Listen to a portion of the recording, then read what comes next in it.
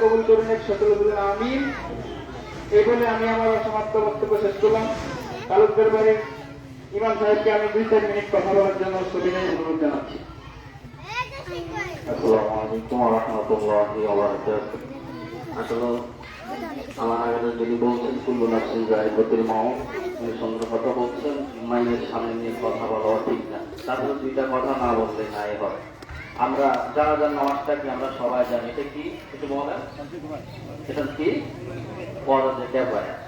আচ্ছা, আজকে আমরা যারা ফরজে কিফায়া নামাজটা আপনি করতে আসছি, এই নামাজটা আপনাকে না পড়লো আল্লাহ তাআলা আপনাকে জিজ্ঞাসা করবেন না তুমি ফরজে কিফায়া নামাজটা কেন পড়লো না, কিন্তু আল্লাহ পাক আপনাকে জিজ্ঞাসা করবে ফরজ নামাজটা কেন পড়লো, কেন পড়লেন, কোন কারণে পড়লেন। আল্লাহ তাআলা যেটা ফরজ করেছে ওই ফরজের কাছাকাছি আমরা যাইতে রাখি। আমার এই কথাই আল্লাহ যারা আজকে এখানে উপস্থিত হচ্ছে